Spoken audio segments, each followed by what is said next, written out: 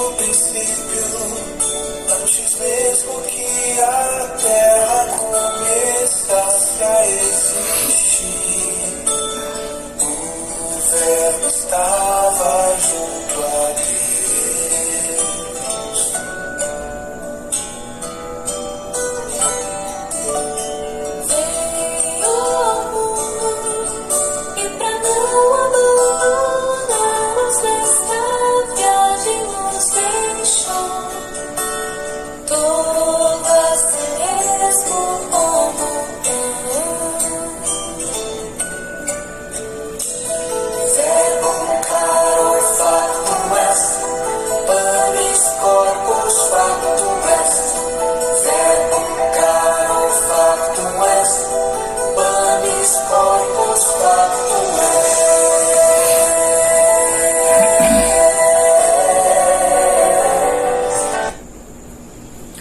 Pai Jesus, meu irmão, minha irmã, sejam bem-vindos a mais esse momento formativo, informativo, instrutivo para cada um de nós.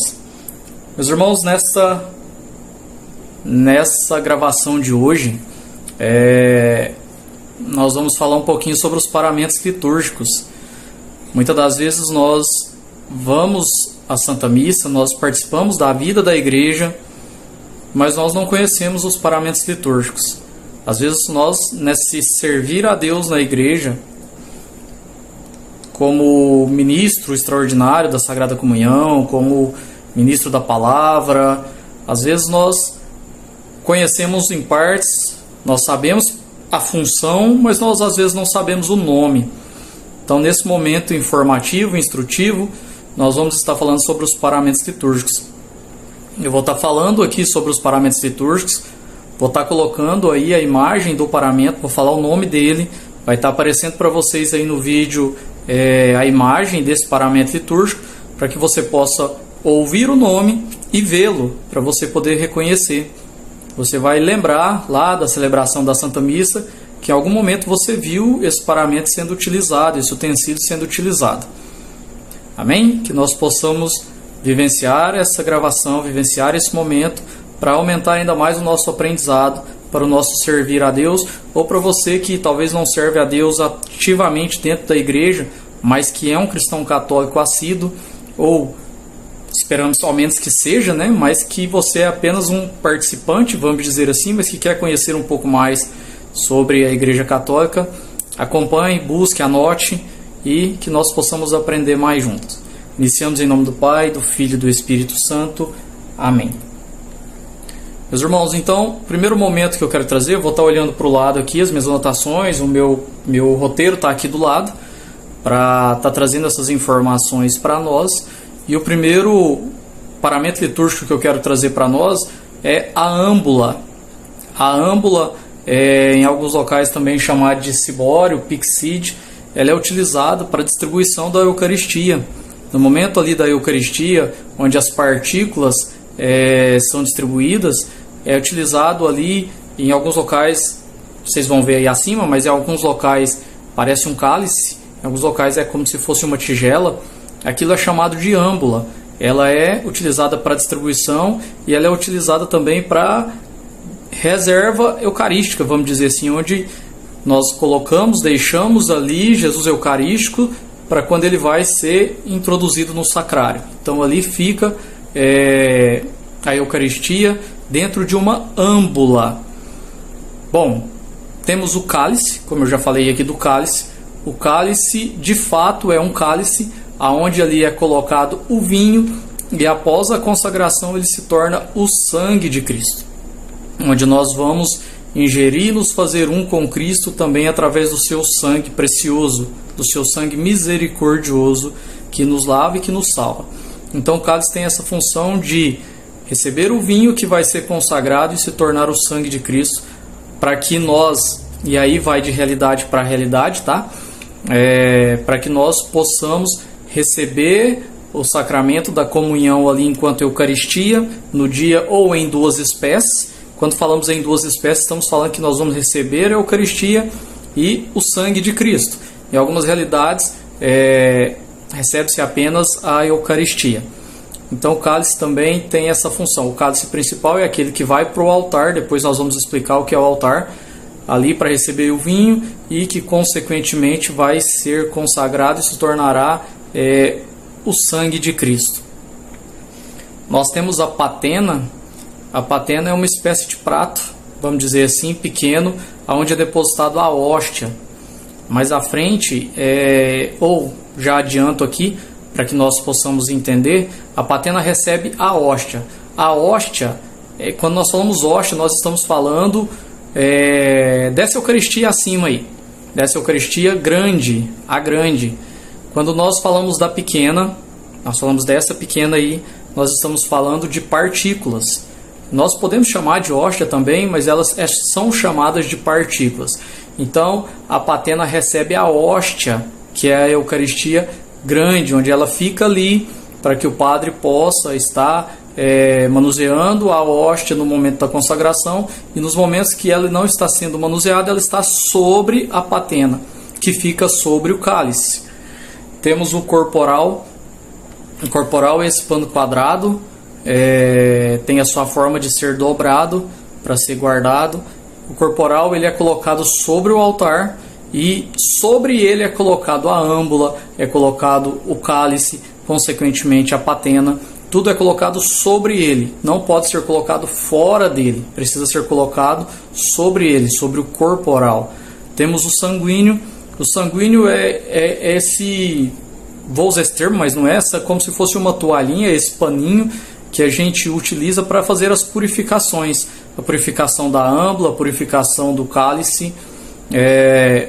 Quando após serem utilizados, precisa ser feita a purificação ali da âmbula, precisa ser feita a purificação do cálice, da âmbula que não vai receber as partículas que irão para o sacrário, aquela âmbula que vai ser guardada depois no local dela. Então precisa ser feita uma purificação. E às vezes também pode acontecer de respingar um pouco na borda do cálice, de respingar um pouco na mão do sacerdote, e o sanguíneo tem essa função de fazer essa purificação. Temos a pala. A pala é um objeto, ela não é totalmente pano, é um objeto, como vocês podem ver aí, esse quadrado que é colocado para cobrir a hóstia. Ela é revestida de pano, a pala, né? Para cobrir a hóstia que está sobre a patena. A patena é colocada, vou colocar aqui, né? A patena é colocada, a hóstia vem por cima, e para cobrir ali a hóstia, coloca-se a patena, e após também pode ser colocado para cobrir o cálice. Ela é colocada também para cobrir, para quê? Para que não haja respingos de bicho, de sujeira, de poeira, de nada. É para cobrir aquilo que é sagrado. Ela está cobrindo ali o sagrado. Temos aqui o lavabo e o manustérgio. O manustérgio é a toalha. Essa toalhinha que vocês vão ver acima aí, ela serve para, de fato, após o sacerdote lavar as suas mãos através do lavabo. Através do lavabo aí, ele lava as suas mãos, ele purifica as suas mãos, e ele pega o manustérgio para secar a tua mão, as tuas mãos. Também isso acontece com os ministros extraordinários da Sagrada Comunhão, que purificam as suas mãos e com o manustérgio secam as suas mãos para poder manusear o corpo de Cristo. Desculpa. Temos também como paramento a caldeirinha e o aspersório. A caldeirinha é essa mini jarra, vamos dizer assim, onde é colocada a água que vai ser abençoada pelo sacerdote, para que possa ser, vou dizer esse termo, possa ser jogada para abençoar as pessoas que estão ali na Assembleia, participando da Santa Missa ou participando de um momento que vai receber a bênção. E são aspergidos através do aspersório. O aspersório, que é esse aí que tá junto com a caldeirinha aí, que parece um martelinho, ele é mergulhado dentro da caldeirinha, depois ele absorve um pouco de água, né, também, e é jogado a água benta sobre a Assembleia para que sejam abençoados pela água. Nós temos o turíbulo. O turíbulo é engraçado, que o turíbulo é motivo de, vamos colocar assim, entre aspas, de brincadeira, de briga entre os coroinhas e os acólitos. Por que o turíbulo é motivo de briga? Todo mundo quer levar o turíbulo. As celebrações mais tradicionais, sempre que tem o turíbulo ali para purificar, para incensar o altar, para incensar a assembleia, o evangeliário, né, o sacerdote. Então, todo mundo quer levar o turíbulo para elevar esse incenso, perfume ao céu, ao altar de Deus. Todo mundo quer levar ele. E aí temos, consequentemente, tendo o turíbulo, temos a naveta. A naveta é onde é depositado o incenso que vai ser consequentemente colocado no turíbulo, que vai gerar não somente aquela fumaça que a gente vê, mas também o perfume, que a gente pode sentir o cheiro jorrando do altar, mediante para nós que estamos, mediante ao turíbulo ali que está sendo utilizado, para nós que estamos na assembleia. Dando continuidade, e aí, consequentemente, nós temos o ostensório.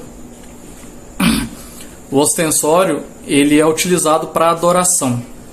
O ostensório é utilizado para adoração. Na maioria das vezes, eles têm esse formato de sol. E talvez não, né? É proposital esse formato de sol. Talvez em alguns locais, agora sim, talvez em alguns locais ele não venha com esse formato de sol. Já foi se criado agora alguns modelos, como a imagem de Nossa Senhora com o ventre, e ali na parte do ventre é colocada a Eucaristia, como se Jesus estivesse ali no ventre de Nossa Senhora. Né? Há alguns outros modelos hoje, mas o principal é esse com formato de sol, porque o sol é aquele que ilumina, e nós estamos ali contemplando a luz divina de Jesus. Então tem essa simbologia para nós, e ele é utilizado também para as bênçãos, para bênção sim também, né, mas para adoração.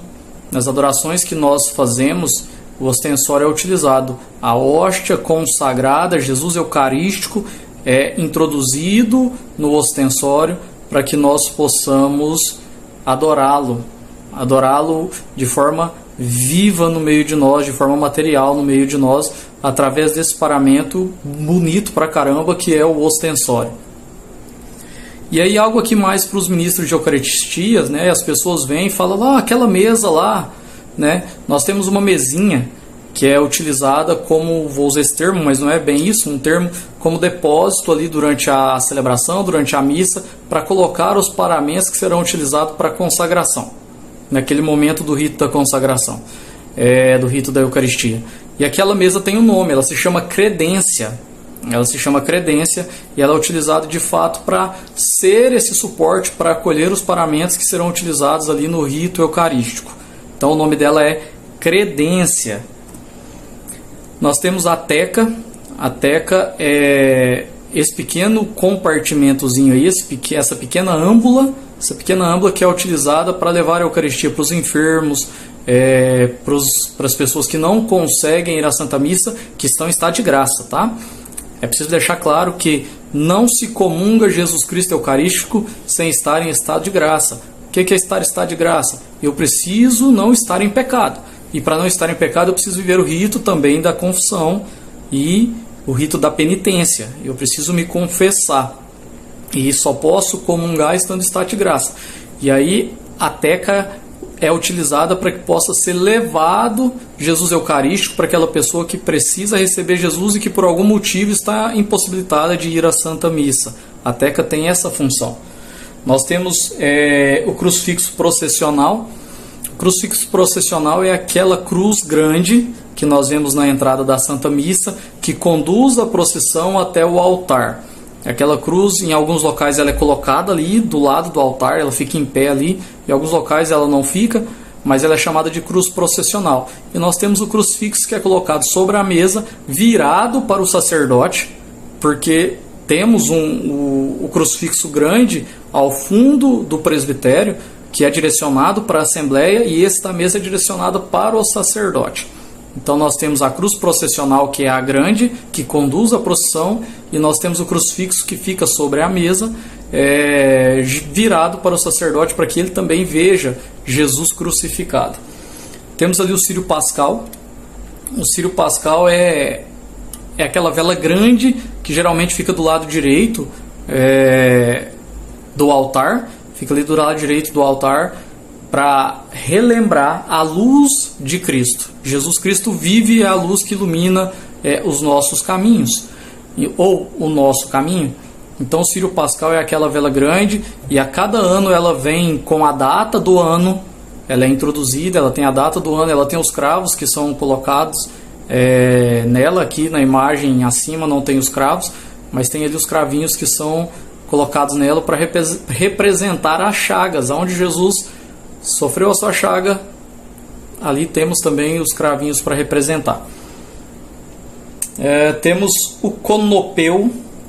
O conopeu, vocês vão reparar no conopeu quando aconteceu uma adoração e naquele momento de adoração não for exposto Jesus Eucarístico através do ostensório. Às vezes ele é exposto através da âmbula, mas aquela âmbula ela é revestida por um véu branco. Em alguns locais pode sim utilizar de outra cor, mas o principal é o branco. Aquele véuzinho branco que cobre a âmbula no momento de adoração, aquele véu é chamado de conopeu. Conopeu é um nome diferente, mas esse é o véu que reveste a âmbula no momento de adoração. No momento que ele está dentro do sacrário, ele geralmente fica revestido pelo conopeu ali também. E aí, passando para a parte litúrgica, mais litúrgica, vamos dizer assim, nós temos o missal romano. O missal romano é que representa todo o rito da Santa Missa. Tudo que acontece na Santa Missa está no missal romano. Ele descreve tudo. E nem mesmo o sacerdote, nem mesmo o bispo pode tirar ou acrescentar uma vírgula ao rito da Santa Missa. O que está ali é o que precisa ser seguido.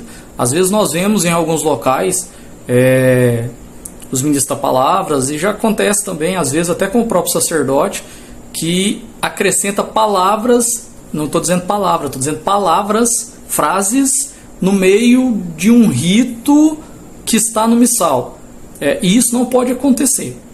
Não pode acontecer. Em muitos casos, dependendo do acréscimo, dependendo do que for feito, a missa pode ser até considerada inválida, porque não pode acontecer de ter esses acréscimos. E nós temos o lecionário, e só lembrando, o missal ele fica com o padre, ou com o bispo, com o presidente da celebração ali no altar. E nós temos o lecionário. O lecionário é o livro onde constam as leituras. Tem ele semanal e tem ele dominical. São onde constam as leituras que serão realizadas durante a celebração. E ele fica ali sobre o ambão. Para que os leitores possam fazer as suas leituras. Vou colocar o ambão aqui também para vocês verem o que é o ambão. Para que os leitores façam as suas leituras ali. E temos também o evangeliário. O evangeliário é onde estão os evangelhos. O lecionário também tem ali o evangelho do dia, mas o evangeliário geralmente ele tem os evangelhos do domingo e das festas litúrgicas. Então o evangeliário é utilizado muitas das vezes nesses momentos, mas a gente costuma ter o hábito e os sacerdotes também, de utilizar, quando não é festa litúrgica, utilizar apenas a leitura no lecionário, para não ter muitos livros ali no espaço pequeno. Deixa eu voltar. E aí a gente passa um pouco para os paramentos que são utilizados pelos nossos ministros ordenados, os nossos padres, os nossos bispos e até mesmo os nossos diáconos. Nós vamos ver o báculo.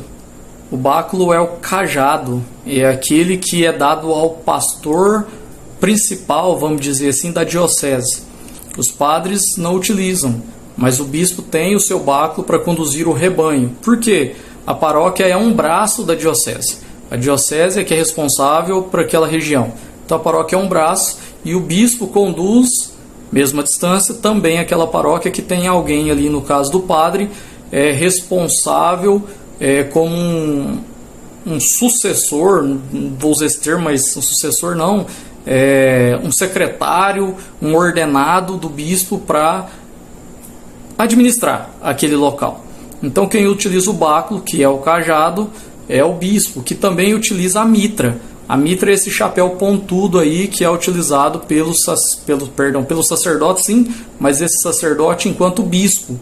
enquanto o ordenado episcopal, enquanto o bispo, não vai sair a palavra aqui agora, enquanto o bispo, ele utiliza a mitra, a gente percebe isso, e ele utiliza também o solidel. O solidel é essa boininha que é colocado na cabeça, e dependendo da missa, ou até mesmo em todas as missas, mas depende muito do sacerdote, o padre também utiliza. O padre pode utilizá-lo em alguns momentos, sim, mas a gente percebe mais a utilização maior com os nossos bispos. E aí nós temos também dentro das vestes sacerdotais o véu umeral. O véu umeral ele é utilizado para os momentos de adoração. Ele é uma espécie de capa, eu vou usar esse termo, mas mais para frente nós vamos falar também da capa pluvial. Mas o véu umeral, ele reveste todo o ombro e os braços do sacerdote, para que ele possa conduzir o ostensório e conduzir uma adoração, para que ele possa, quando você tiver uma adoração e você vê o padre andando com o ostensório no meio da assembleia, ele vai estar com uma capa, e essa capa é o véu umeral. No final, quando ele vai dar a bênção ali, ele também está geralmente com o véu umeral para dar essa bênção. É essa capa que reveste os ombros e as mãos do sacerdote. Temos a túnica. A túnica é aquela veste branca que o padre utiliza, que ela representa a pureza e a santidade. Chutei aqui, perdão. Ela representa a pureza e a santidade. Pode ser também chamada de alva. Então é a túnica branca que o padre utiliza. E aí ele tem também um símbolo, aqui, né? O símbolo, que é essa cordinha que reveste a cintura ali com a túnica, reveste, amarra ali na cintura também para simbolizar a pureza. Temos a casula.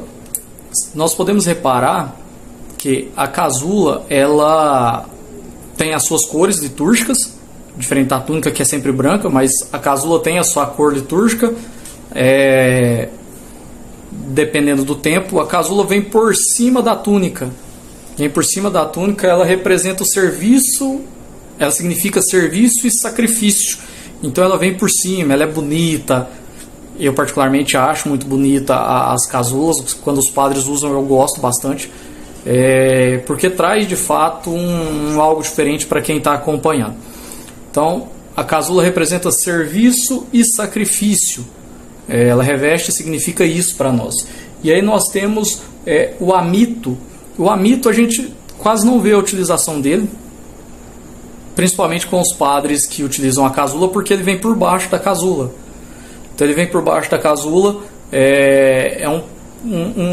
como é que eu vou dizer? É um lenço que transgride aqui na frente e atrás, que representa responsabilidade e caridade. Então quando o padre está com a casula tampa, a gente não consegue vê-lo, mas ele não é muito grande, vem até na altura do peito aqui, e simboliza aqui a responsabilidade e caridade. E aí temos a estola.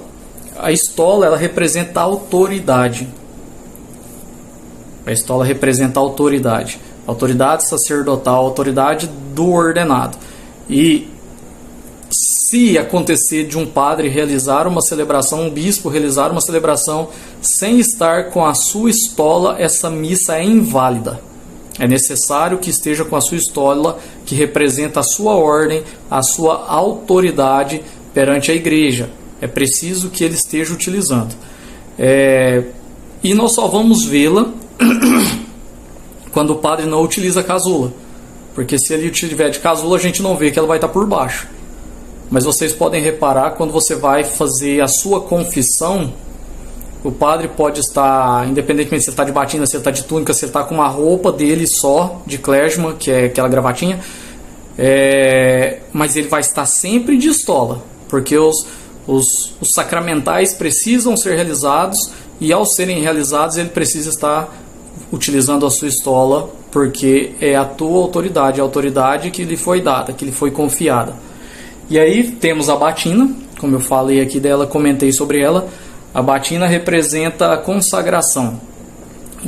Hoje em dia tem muitos padres que não utilizam, tem padres que utilizam, fica a critério, mas ela representa a consagração. Em muitos locais ela é preta, que ela representa a mortificação, onde a pessoa, o padre, morre para ele mesmo, para viver para Deus. Em alguns locais já muda, não é preto, usa um pano mais claro, por causa do calor excessivo que tem naquelas regiões, então usa um pano mais claro. Em alguns locais não utilizam. Geralmente ela tem 5 botões na manga, representando as chagas, e 33 botões ao decorrer do corpo, que é representando a idade de Cristo. E aí temos a capa pluvial que eu comentei anteriormente. A capa pluvial, desculpa, ela é utilizada geralmente para procissões e bênçãos. Quando acontece alguma procissão, quando a gente está nos momentos de procissão nas ruas, o padre geralmente está utilizando uma capa bonita, grande, vai até quase lá no pé, e ela é chamada de capa pluvial. E aí, sobre os nossos diáconos, nós temos a dalmática. A dalmática é uma espécie de casula pro diácono. A dalmática é uma espécie de casula pro diácono. Ela representa a dedicação diaconal. Diaconia significa serviço, ou seja, a função do diácono é servir a Deus. Então a diaconia é serviço, então é a dedicação desse servir do diácono a Deus e à igreja. E o diácono também tem a sua estola, diferente, como vocês vão ver aí, diferente da sacerdotal. A estola diaconal significa serviço a Deus. Ela representa então a diaconia, ela significa serviço. É o serviço a Deus e à igreja. Para finalizar, eu falei muito do altar, e muitas pessoas confundem o altar com todo o espaço que tem ali à frente da igreja. Aquele espaço que tem à frente da igreja, onde quem está, o padre ali coordenando a celebração, presidindo a celebração, os ministros da Eucaristia, muitas vezes os ministros da palavra, aquele espaço onde eles ficam, tem as suas cadeiras ali, a cátedra, aquilo é chamado de presbitério. Aquele espaço é chamado de presbitério. O altar é a mesa, só a mesa. A mesa é o altar. É ali que acontece o rito da consagração, é ali que acontece todo o ápice da missa em cima do altar. E aí nós temos a sacristia. A sacristia é o espaço reservado para... Eu estou falando porque às vezes a gente escuta falar e não sabe o que é, né, da sacristia. Muita gente já sabe, fala, isso eu já sei, mas tem gente que não sabe. A sacristia é um espaço separado, reservado, aonde ficam guardados os paramentos litúrgicos, as vestes, geralmente as vestes sacerdotais, onde fica a vida da missa, geralmente no sentido de paramentos e utensílios, fica ali na sacristia. A sacristia tem essa função. Deixa eu ver se tem mais. É isso, meus irmãos. Era sobre isso, tentando ser bem objetivo, e já ficou muito grande o vídeo. Isso, tentando ser bem objetivo, e ele ficou grande. Mas para que nós possamos entender um pouco mais sobre a nossa igreja. Em breve eu volto com outro vídeo sobre a igreja, ou talvez sobre outro assunto que possa ser pertinente e contribuir para cada um de nós. Mas eu quero te convidar a fechar os teus olhos nesse momento final e dizer para o Senhor: eis-me aqui, Senhor. Eis-me aqui, Senhor, para fazer a tua vontade. Senhor, quantas vezes eu me senti cansado, quantas vezes, Senhor, nós nos sentimos atordoados, com dificuldades na vida, com tribulações na vida, coisas que nos deixam atordoados de fato. Mas independentemente disso, o Senhor se faz conosco. E nós queremos, Senhor, te pedir, dai-nos força, Senhor. Envia o teu Espírito Santo para que nós possamos renunciar a nós mesmos para anunciar a Ti. Para que nós possamos cada vez mais servir a Ti dentro da nossa igreja, servir a Ti no dia a dia das nossas vidas, Senhor.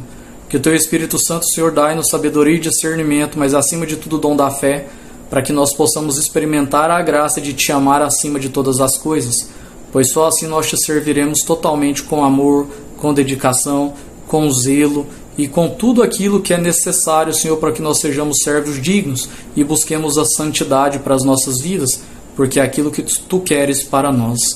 Que o Teu Espírito Santo nos cele, nos guarde, nos proteja, Senhor, contra todos os males e conduza ainda mais o Teu povo em direção ao céu. Amém. E o Senhor, meus irmãos, nos escolheu, Te escolheu, Toma posse do chamado de Deus na tua vida. Sirva com amor.